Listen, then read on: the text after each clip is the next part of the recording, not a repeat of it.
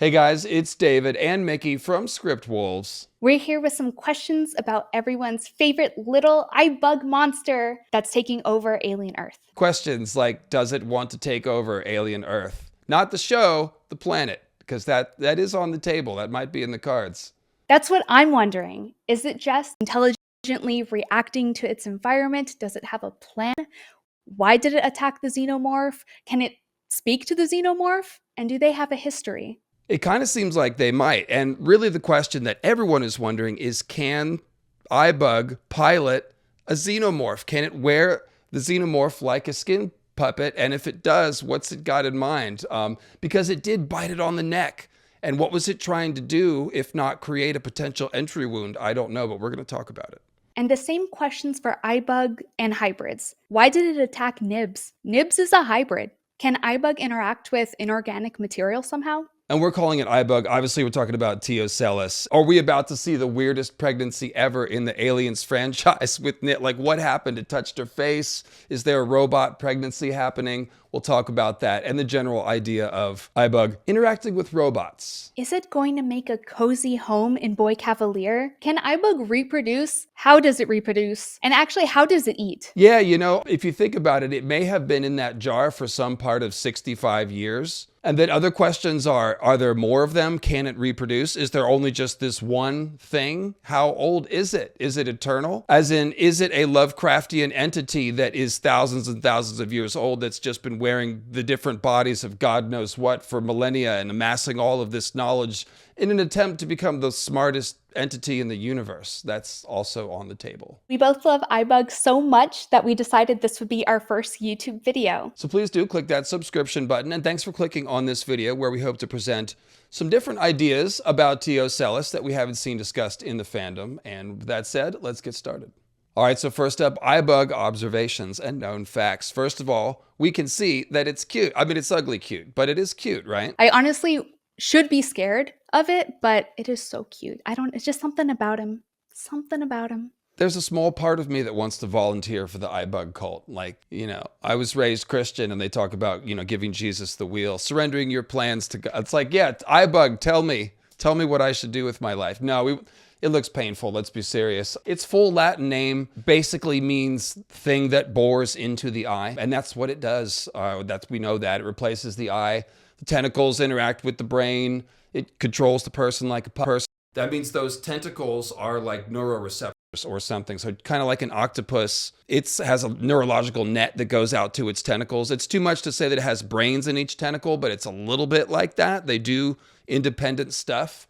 So clearly, you know, iBug, its tentacles are wrapping around the brain and then it can just puppet you. iBug replaces the host. iBug replaces its victim's eye. Always the left eye. More on that later. So I'm just wondering, would you know if iBug is controlling you? Are you aware? Like, does the lamb know what's going on? I mean, once iBug leaves you, you kind of expire, to say it nicely. You're probably done from blood loss, but then he's using your system, so you'd think it needs to be alive electrically. So yeah, maybe you're witnessing the horror, maybe you're not. That is part of the horror, not knowing that. But certainly it's working with that loss of autonomy theme that has been present in all the Aliens movies. So it's yet another way you can become a host. Yeah, a host, exactly. I think it can inhabit the dead. Like, I think the cat is dead when it inhabits it. Like the whole back of the cat is paralyzed and smashed and stuff. And it's just like it immediately drops dead when the eye squid jumps out of it. Actually, do we know if iBug killed Shmuel? No, we don't know. We don't. We don't know if iBug killed Shmuel before he operated Shmuel. I don't know if I like saying that. If he controlled Shmuel's body. But the one body I hope iBug does control is Boy Cavalier. He has it coming for him. I really want iBug to get in there. He's already got those bulging fish eyes anyway. I think he'd look good with iBug in his skull. And we will talk about the iBug agenda, which may be to grab the smartest or most powerful person. That's potentially something that it could be doing. We see that it's smart. You know, we see the brain scan when it's hooked up. We see it eyeing up Kirsch and then Cavalier as if it's trying to assess, you know, who its captors are, who's the most powerful person. So yeah, is it trying to body snatch either the most, competent person? Like when it grabbed Shmuel. He was kind of the tallest and strongest person. It didn't switch to Zaveri, so was it using Shmuel because he was tall and he wanted to try to hogtie the alien? Now that you mention that, if iBug is going after the smartest person in the room, it makes sense why he wouldn't have gone over, or he wouldn't have taken over the doctor in the no She's not the smartest person in the room, no. Yeah, literally. That's what I was thinking. Maybe he's been observing her for what, like 60 years now. So he's just like, maybe this girl has left my lid off a few times. I don't know if I'm gonna Oh man, operate this it's the girl. one thing I remember from high school science lab is you don't eat in the lab. So Literally 101. She's there drinking, she's there eating, she doesn't put the lids back on. And I know it's not the first time that she's forgotten, because she's sitting there like, no, I totally put the lid back on. I'm like, girl, if you're not confident, you don't do that every time. no, and so this raises a question that you mentioned to me in our, session making notes on this. Don't you think iBug could have escaped before this moment if it had wanted to? Oh yeah, easy. Just like an octopus, they can escape their containments or their aquariums. He could just, like his little tentacle arm could have definitely just unlatched himself from the container. But he waits until the tick escapes. Yeah, and of course, it did look like everyone did think that iBug was trying to warn her, and Noah Hawley has said no. He was distracting her so the tick could do its thing. So it wants chaos, at least in that moment, and then it immediately escaped afterwards. So for whatever reason, it decided it was done being in captivity. So there's just a lot of strategy to assess with iBug. And one of the interesting points that you also noted on the rewatch is that it seems to choose to wait in the lab after the crash. The lab is not locked down, and they find it in the cat. But like, it easily could have left and gone somewhere else. It just waits, and the hybrids just end up walking into the lab, and then it attacks Nibs. But iBug doing iBug things. Yeah, I mean, it's some kind of strategic planning. It didn't just run out into the wide world. It could be that it's an ambush hunter by instinct, and so it's not just going to go roaming, it's just going to post up. If we're thinking about more intelligent planning, like maybe it wanted the people that run the ship to come so that it could work its way back to the headquarters, to whoever's running this operation. iBug knows how the show is running. He knows about the spaceship, so I'm wondering if he's just looking for someone competent enough to take him back to where they captured him. So that's a good point. So now that we've seen episode 5, we know that it has warned Shmuel, the engineer. We don't know for a fact that it instantly absorbs all the knowledge of its host, but that kind of seems like that's probably what happens. That would be cooler if it was that way. We're going to talk about the Lovecraftian aspect of this, the idea of accumulating knowledge through wearing different hosts. However, it's definitely possible. And so it may have absorbed Shmuel's knowledge of the ship, Earth, the 5 corporations, the mission the ship was on. It may know all of that information. It may have figured out some of that already just by hanging out in the lab for so long and observing. It might know what spaceships are. We just have no idea what its experience level is and how old it is. iBug, though, what we do know is that he's super smart. I mean, iBug figured out language. We don't know if iBug already has figured out language previously, like with other things he's attached himself to. But he does figure it out with Shmuel. I mean, he uses Shmuel's vocal cords and he says Zaveri's name. Okay, so actually I'll rewatch that. That's not what happens. Oh, it isn't? He hears Morrow say Zaveri, but the sound is all garbled because we're hearing it through iBug, which tells us something different, actually. He hears in this really distorted, polyphonic, it almost sounds like digitally distorted. And so I was going to mention that when we get to the idea of him controlling androids, as like maybe he is actually part android.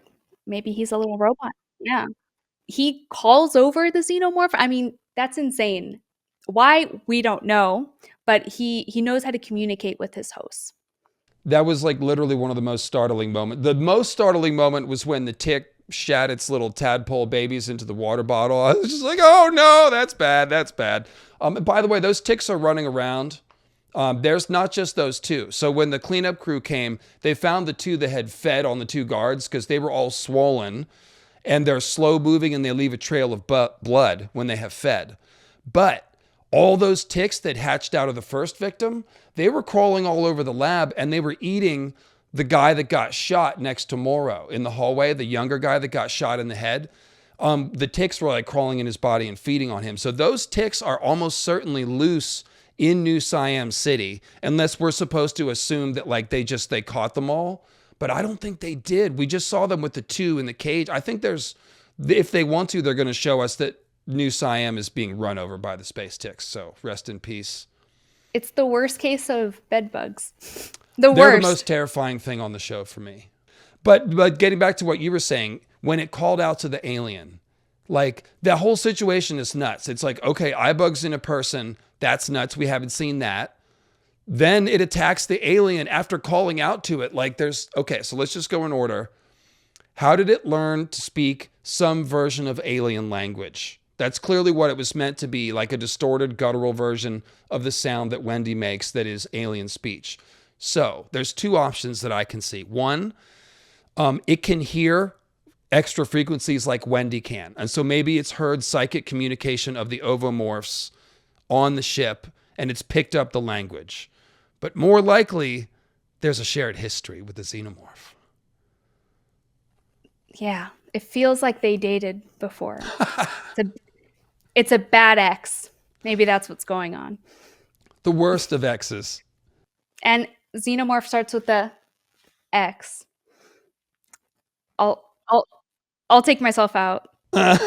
So we're gonna get to obviously all those questions with the xenomorph. But just sticking with the observations, we have seen it can make the host do unusual things, not just Shmuel speaking in a weird language. It makes the sheep stand up, which is one of those unnerving images, that will last forever. And then, you even wonder, like, when Shmuel attacked the xenomorph, did it have a little extra strength or adrenaline? Like, can iBug hijack the adrenaline system of a human to make them, like, jump quickly?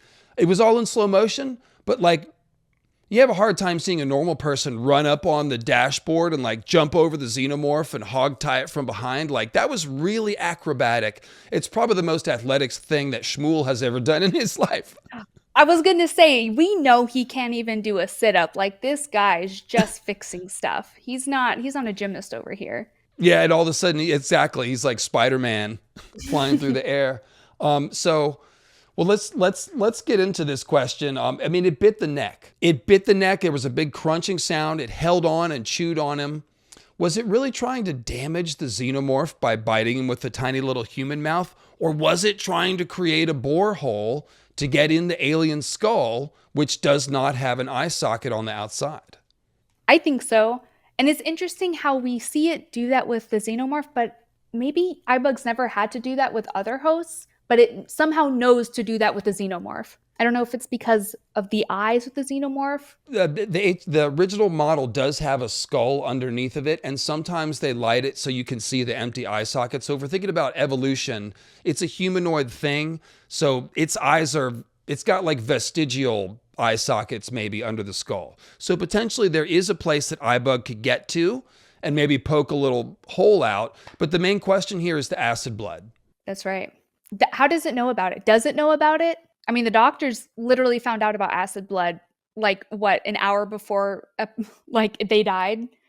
So maybe it's just hyper aggressive, like a little pit bull, and it's just like jumping on this alien that it doesn't even know if it has eyes or not, and it's just going crazy. But it really seems more strategic to me, because first he bites it with Shmuel. Then when the alien has essentially punctured Shmuel's body with the tail, and he's got him prone, and he uses his little mouth to hit him in the neck, iBug jumps out of the head and then leaps back onto the xenomorph. It doesn't run away. So was it trying to get to that hole in the neck to crawl in? Or, like, what else could it have been trying to do? It can't kill the xenomorph just by hugging its face. It kills people by ripping your eye out. And iBug was fearless when he did it. He could have just noped out of that situation, but he went back for it. So it's done this before. It had to have done this before. I think so. Even when Zaveri first saw Shmuel, Shmuel just looked at her and he did that weird little smile. He didn't he didn't charge her until the alien slammed into the door behind her. Then he charged, and we don't see exactly what happens, but essentially it looks like he pushed her out of the way. She banged her head and was knocked out very briefly, but not hurt.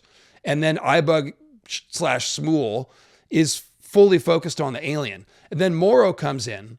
Then he calls the alien. And Morrow obviously uses the stun gun to get by him, but he doesn't chase Morrow. He turns to the alien and then jumps on him. So there is this hyper aggressive, he keeps attacking the alien. He attacks it whether he's in a body or not. So yeah, is he like afraid of the xenomorph infestation? He wants to stop it. Is he trying to pilot the body? Do they have a shared history? Tell us in the comments what you think. But they're definitely suggesting something like this. Or maybe the xenomorph is just way more intelligent than humans, and iBug is showing us that. Why go after the humans when you have xenomorph there? Well, obviously, if you could get the xenomorph, that's like the most powerful body you could get, except for potentially an android synth body, which is our next topic. Can, iBug and the android, can iBug puppet an android? Seems crazy at first, but it's not necessarily crazy. First of all, it's the same question. It attacked Nibs. So did it just do that on instinct? Or does it know that it's an android and it's attacking it anyway because it thinks it can interact with it? The other aliens seem to know the difference. The plant knows the difference. The ovomorphs know the difference between a synth body and an organic body. How would iBug even know the difference? And it's never seen a hybrid before. Hybrids are new, at least. We're supposed to assume that they're brand new. It would be smell. And I don't see a nose. I only see eyeballs and tentacles. It might not be able to smell. Who knows? It could have sensory, olfactory senses. It doesn't have to have a nose, obviously, but that would be how the other, like the plant can surely smell. The ovomorphs, they might be sensing electrical activity or warmth or something. I guess that could be it too. Warmth or smell. You mentioned that when iBug was in Shmuel, when we get to hear as iBug that the sound almost sounds digitized. So what if iBug isn't just organic? What if iBug is a little robot? It's not impossible. The xenomorphs have some sort of biomechanical aspect. It's always been a little bit vague how much, but that's always been part of it. Ever since H.R. Giger really brainstormed all this stuff. I mean, that's the inception of his artwork, is machines and humans fusing together.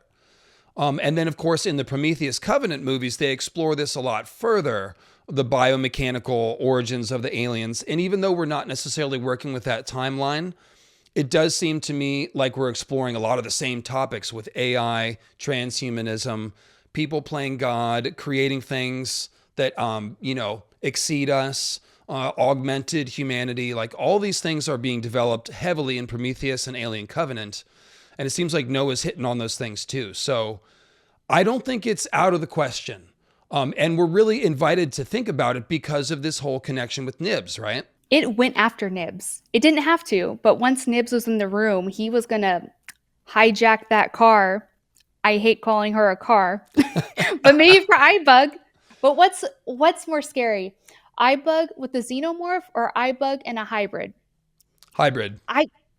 Right? We have not seen, and even the hybrids themselves don't know all their capabilities. I mean, Dr. Mom, Dame, asks Nibs, like, have we talked about your body? And so it implies that they don't even know what's going on. So it could be. So the thing about the whatever's been invented by Prodigy, which we still don't know because they're different than the other androids, remember. We can put a human consciousness into this android. So it's kind of like, what is the fake brain that Prodigy has made? We might see one on the table. There's something that looks like a core on Cavalier's desk, with all his other stuff. So I think that's the brain core. So then we're basically that brain core. Is it capable? Like there's something about it that's capable of interacting with human consciousness or hosting human consciousness, maybe. So is there an organic component, or is this a computer that's so advanced it can appear organic? I'm wondering if maybe there's like actual brain matter in there, and that's how Cavalier is getting it to host human consciousness. Like, wouldn't that be weird if there's like little brains that he hosted from fetuses or grew in a test tube? I mean, this guy is a total sociopath. He killed a bunch of people in his own city just to get these aliens. So we can't draw the line with this guy. He could be capable of any horror. And if there is some sort of organic human component to his fake brains, that could be what T. Ocellus is able to interact with. Also, we don't know what he does with the entire body when he disposes of them. So he could be taking a child's brain out, because he makes it a point to say, oh, it works with children's brains. Like, children are so different. They can absorb all this information. So what if the physical brain is also a component to this, and it's not just a robot brain? That would be insane. We don't know what they do with the brains. To your point, he's not shy about harvesting organs without permission. He did that to Joe. He took his lung right out of there and grew an alien in it. So, well, and the other question about what has Cavalier done to create this breakthrough is, like, has he already had his hands on alien technology and he's actually trying to steal more of it?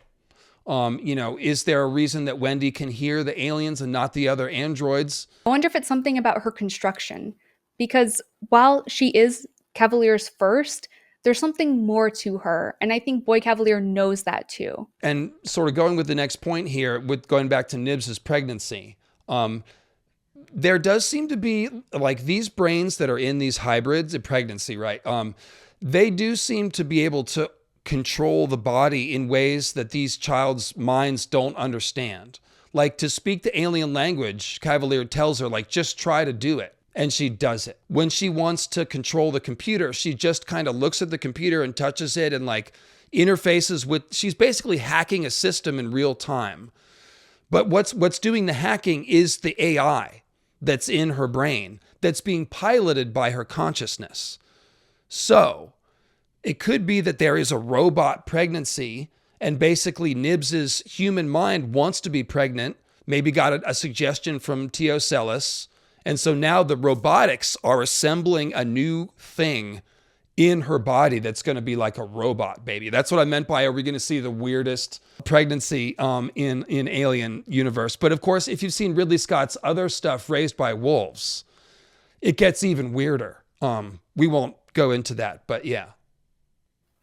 I want to see what Boy Cavalier's going to say when he, one, hears about Nibs being pregnant, and then hear about Nibs attacking Dr. Mom. So that'll be interesting. Right, because that's getting into those whole robot laws and just how much a threat that, like, a rogue android can be. And then, Miki, there was one other interesting thing that you mentioned in our pre-chat session. How will iBug's agenda interact with Cavalier's agenda, but also Wendy's agenda? We don't know what Wendy's destiny is, but it seems like it has something to do with controlling the xenomorphs, at least. And you've got a cool theory that we'll talk about next week about what Wendy's destiny is. But yeah, if iBug has some sort of agenda, T. Ocellus, concerning the aliens, it obviously doesn't like the aliens. It considered the alien a threat or try to take it. So this could be an interesting three-way collision between Wendy, the xenomorphs, and T. Ocellus. And I don't necessarily have a clear thought about that. I don't know if you have a specific prediction. But it's definitely a train wreck that we could see coming down the track. First, I wanted to say aliens, they band together, Team Alien, but that definitely isn't the case. iBug does not like the xenomorphs. I don't know how he feels about the ticks. Maybe a little, he's hands off. He doesn't want to interact, but he's not here to hurt them or help them. Although he did distract the doctor. So basically, we know he's willing to use the ticks to cause chaos. But yeah, I don't know if he's going to let any of them near him. We don't know if iBug has blood either. Yeah, he doesn't have a mouth. Well, we haven't seen a mouth. Well, no, let's talk about, we forgot about that. Yeah, what does it eat? How does it eat? It could be that there's a hidden beak under there where the octopus would have its beak. It could be that maybe his little mouths on the end of its tentacles. But we haven't seen it eat. We didn't see it get fed. So we just don't know. What if he doesn't need to eat? What if he's just immortal? What if he gets everything he needs to when he's attached? He eats fear. He could eat, no, seriously though, he could eat psychic energy. It could be something weird like that. Obviously he could just feed off of the host while he's inhabiting it. And like, maybe that's why he jumped in the cat, to just draw some sustenance from the cat until somebody came along. But it might not eat it all. We don't know. We don't know if it reproduces, or like I said, if it's an eternal Lovecraftian thing, there's only one of them. It's just fun because it's so wide open. It's true. So let's talk about iBug being psychic. And I guess what I'm wondering here is, we're talking about how could it interact with Nibs? Maybe if iBug is psychic, then maybe it's just interacting with the human consciousness of Nibs that is hosted by her robot body. That's true. I was also going to say, depending on what iBug is, if iBug's a little robot, hoping, or if iBug's all organic, that may also have something to do with it. Because if he is part robot, then he could be interacting with Wendy because from afar. I mean, he hasn't attached himself to Wendy, but I feel like there is going to be some type of connection there. Yeah, you could even let Chibuzo off the hook and say maybe she's left the cap off because iBug was like, putting thoughts in her brain. But I'm only mentioning this as a possibility because there is some psychic alien stuff in the deeper alien lore, in the video games, and a little bit in Alien Resurrection. The Queen Mother alien is psychic. And some of the comics mention that, like, if you can survive the facehugger thing and tell the story, like, there's a character that does. And he talks about having weird dreams of the dark goddess of the aliens and things like that. So there is some psychic activity that could be brought into the show, but it's a question of like how much of it would fit in the show before it becomes a different kind of show. So I'm a little bit skeptical that we're going to see a lot of psychic contact, but it's clear that they did a hard cut from iBug getting in the sheep to Nibs saying that she's pregnant. And then when Nibs was looking in the mirror and the eyes were crossing, at one point she's got 4 eyes in a row, just like iBug does. And they're just clearly developing a connection there. I just hated her touching her eye. That freaked me out. I couldn't. Even thinking about it, I can't. Eyes are weird. Except iBug. And obviously her sort of destabilization could be sheerly the result of trauma. Both the trauma of being put in a robot body, and the actress and the people on the show have said there's probably some abuse, some physical abuse in the character's backstory. But it could be also that iBug has some sort of level of psychic contact with her. I mean, it just, we struggle to figure out how, but it seems like it's being implied. So maybe their iBug is a little bit psychic once he touches you. And that's, it would fit with the idea of him being a puppet. Like, he's an octopus. Okay, we're going to talk about the Lovecraft stuff. Let's go ahead and get into it. So Miki, an eyeball squid monster is very clearly a Lovecraftian-inspired entity. Now, both of us are friends with a fellow called Grey Waste Tim, who's got a cool YouTube channel. Check him out. And we usually talk Ice and Fire, where there is a lot of Lovecraft influence. But look, this is an eyeball squid monster. And Lovecraft likes nothing better than conjuring up strange interdimensional deities and gods and elder things, which are almost always composed of a lot of eyeballs and a lot of tentacles. And so the idea here is, think about the symbolism, okay? The eye symbolizes knowledge, and tentacles are basically, we're talking about puppeting and control and stuff like that. So what does eyeball monster do? What does iBug do? He knows things and he controls people. So it's not just that it looks like a Lovecraftian deity. It's doing the same types of things that the Lovecraftian deities do. And specifically the bulbous eye look that Shmuel gets when he has iBug in him. This is exactly the way that the Deep One hybrid spawn look in Shadow over Innsmouth and other stories. But basically, if you're a fish hybrid, you get more fishy over time. And the first way that you could tell when you're in Innsmouth that you're in a bad place is that the people have these big bulbous fish eyes. So when they gave Shmuel that look, like, there's no doubt. Look at the screen. We'll show you this, in post here. But this is very clearly what they are going for. Yeah, it's huge. And why is it always the left eye? Either it's a left-hand path. Oh, well, it could be because of the left and right brain differences, perhaps. I'd assume it controls the whole brain, but maybe getting in the left eye gives it the right connection that it wants to the brain in mammals. Or it could just be a left-hand path, occult symbolism, hat tip, I don't know.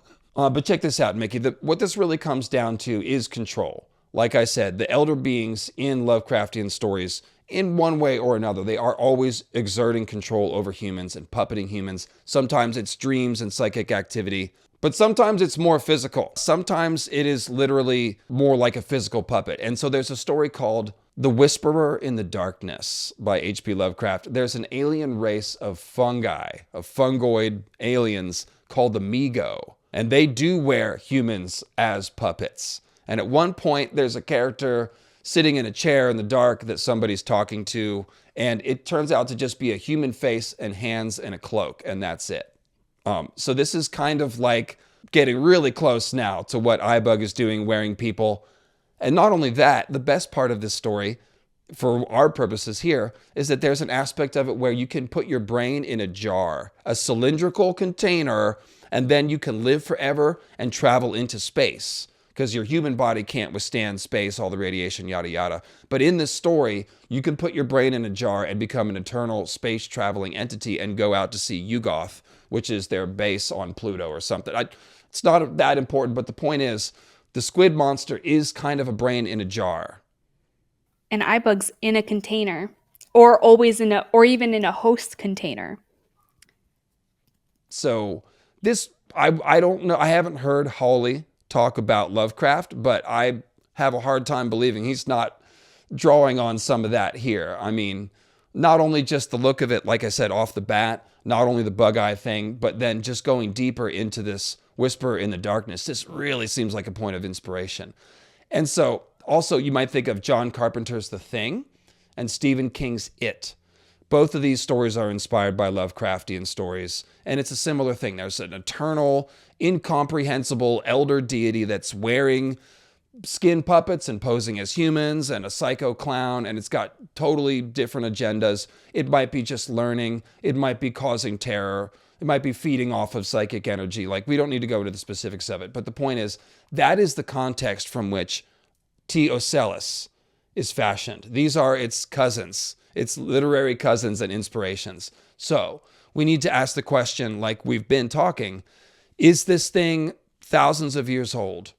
Is it an intelligence way beyond what we're thinking about? Or maybe just scaling that back a little bit, is it just getting smarter by wearing different bodies? Maybe that's why it keeps looking for the smartest or strongest person in the room, because it knows what it already knows, if that makes sense, and it needs to keep learning new things. It's looking for the unknown unknowns, Miki. There we go.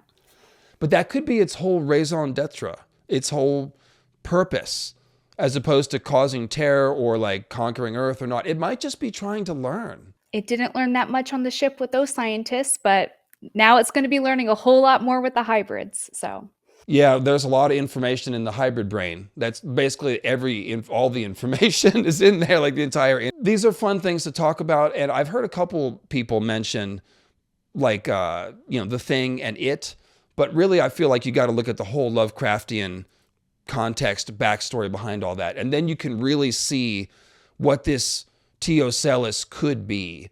It could be something, an elder thing. Like I said, it might not need to reproduce. It might be coming to Earth to conquer Earth. You can't rule anything out at this point. And the last thing I will mention about this, Miki, is that, again, to go back to Prometheus and Alien, in Prometheus, there's this elder race called the Engineers. And they are the things that are older than time and created the aliens, maybe, and stuff like that. Well, I can't help but notice that T. Ocellus steals the body of an engineer. Shmuel is the engineer, and he's also tall and pale, a little bit like the Engineers. And so is this a little bit of a hat tip or a wink and a nod from Noah Hawley, saying that maybe the iBug plays the role of the engineer in this world? Maybe its evolution is shared with the aliens, or maybe it created the aliens.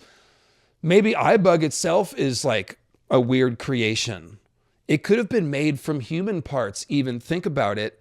It's kind of like a brain stem or an eyeball that grew, like its brainstem, its little optic nerve evolved into a tentacle. Yeah, or a chimera. Maybe it was attached to two different things. Very smart things. I mean, an eyeball, you're taking in a lot of information, and an octopus, we know how smart they are. I was wondering whether the brain is in the eyeball part or the red tentacle part.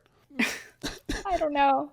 But yeah, I was, because in Covenant, David re-engineers basically face huggers and then xenomorphs, partly from human parts. He uses human parts to make the face hugger. And the idea is like the face hugger originally was made to look human. It's got like bony fingers and sexual organs and stuff, and the tail looks like a spine.